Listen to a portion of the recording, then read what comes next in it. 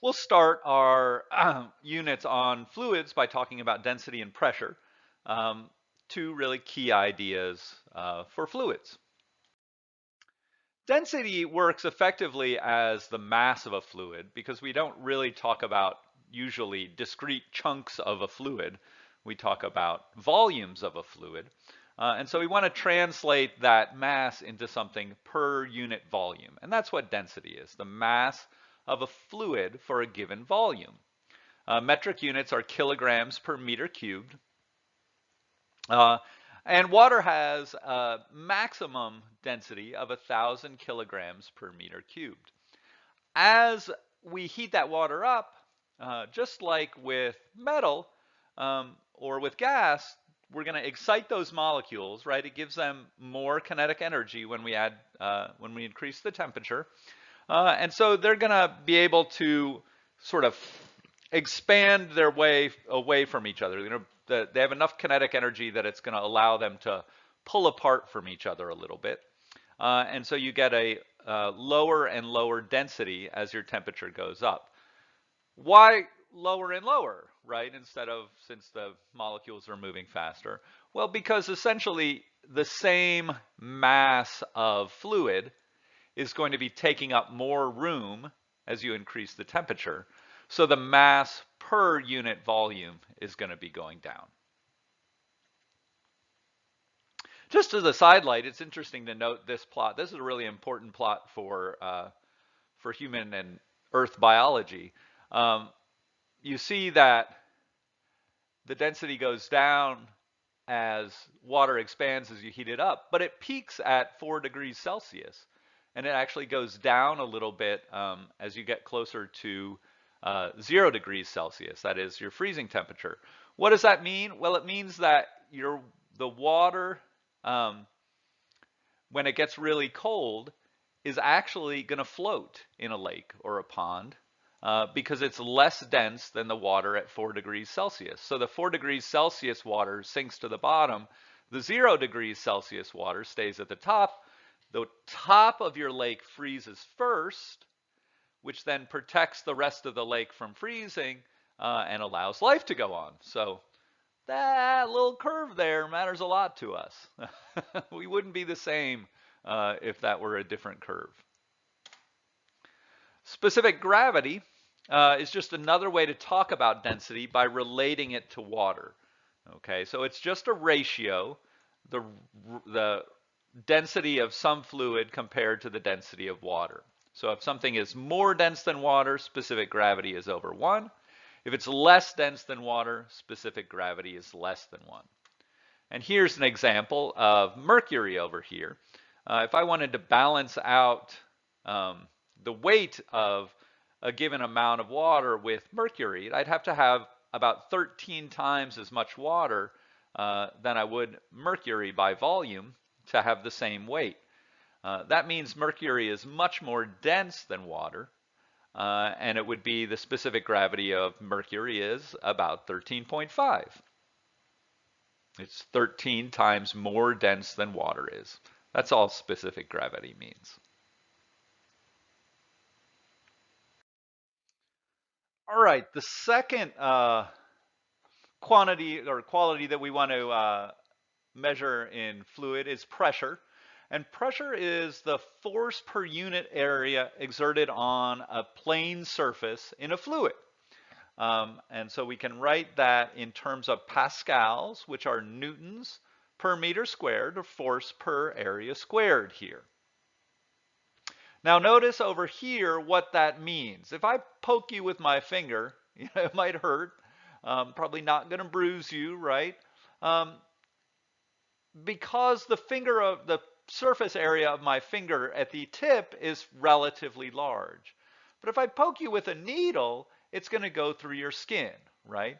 What's the difference there? The difference is with the same force, this one has a small area, and that means that pressure is going to be very high because that area is very small. This is the same reason that a sharp knife cuts better than a dull one. If you have a sharp knife, the surface area against what you're trying to cut is very small, and that means the pressure is going to be larger. In a static fluid, generally we want to talk about pressure at a given depth. Why? Because in a static fluid, the pressure within the fluid goes up as you move down into the fluid. You can think of this as having, like if I'm swimming down into the pool, right? If I dive into the pool and swim down to, say, 3 meters down, that means I have 3 meters of water above me. That's the pressure. It's carrying the weight of that water above you. And so the deeper I go into a fluid, and that's what H is here, how deep I am, the larger my pressure is going to be. Rho is a material quantity that has to do with the fluid, and G is a constant. So everything, really, once you know what fluid you have, everything is about the depth. This leads to this rather startling realization that we have 62 miles of air above our heads, and that we are constantly carrying that 62 miles of air around with us. And the resulting pressure there is not nothing. We don't live in a world without pressure. We live in a world of atmospheric pressure. And this is a pretty significant amount of pressure. We'll talk about that in other places, but it's not a tiny amount. And so atmospheric pressure is the pressure that's always around us because we're 62 miles in a big puddle of air. Now, a lot of times we're not that interested in what our absolute pressure is, right? That we have to think about those 62 miles of air. And instead we want to think of gauge pressure. Gauge pressure is the difference between atmospheric pressure, which we all experience, and some other pressure. Like tire pressure, for instance, is always going to be gauge pressure because you're interested in how much more pressure do I have in the tire than do I have outside of the tire, okay? And that's why we subtract atmospheric pressure from absolute pressure in those cases to find gauge pressure. And so atmospheric pressure is 101 kilopascals. That's the absolute pressure that we experience every day walking around in our atmosphere. And that is equal to 0 gauge pressure. PSI is pounds per square inch. That's just another way of measuring pressure.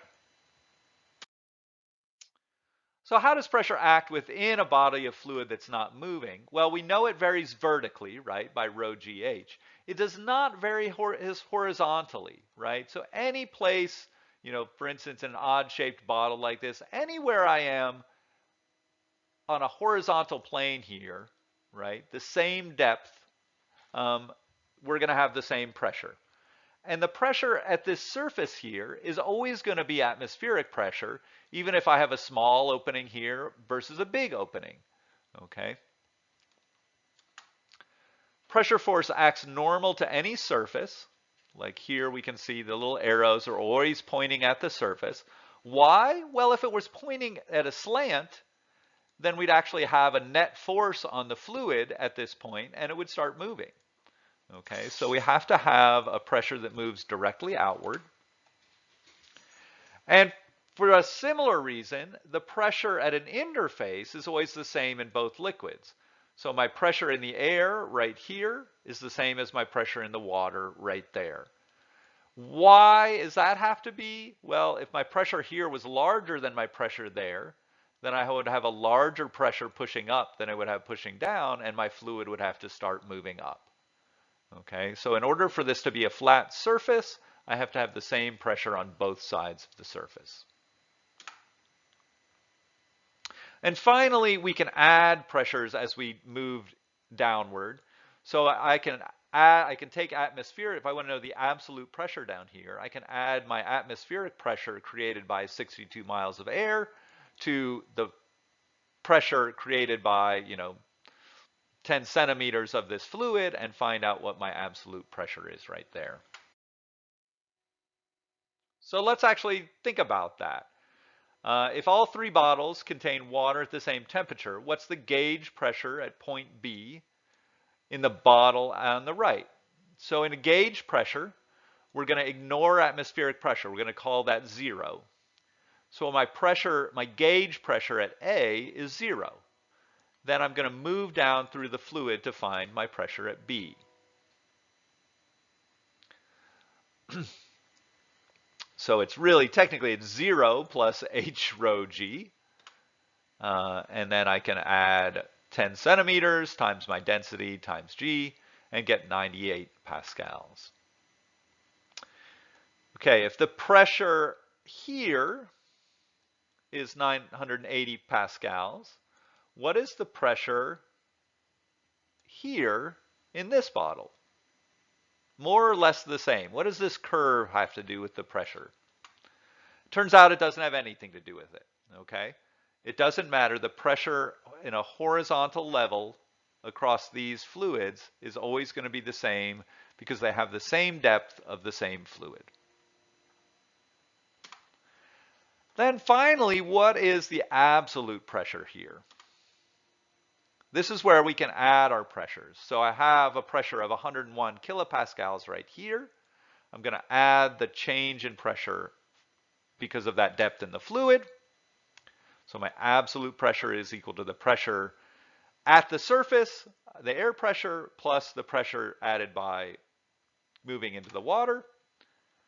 101 kilopascals plus less than 1 kilopascal equals 102.3 kilopascals.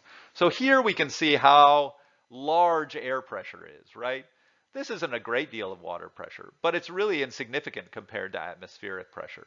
So you would need a depth of roughly 10 meters of water to equal atmospheric pressure. So we're under a lot of pressure all the time.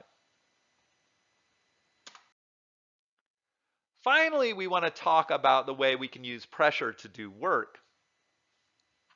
And that leads us to Pascal's principle.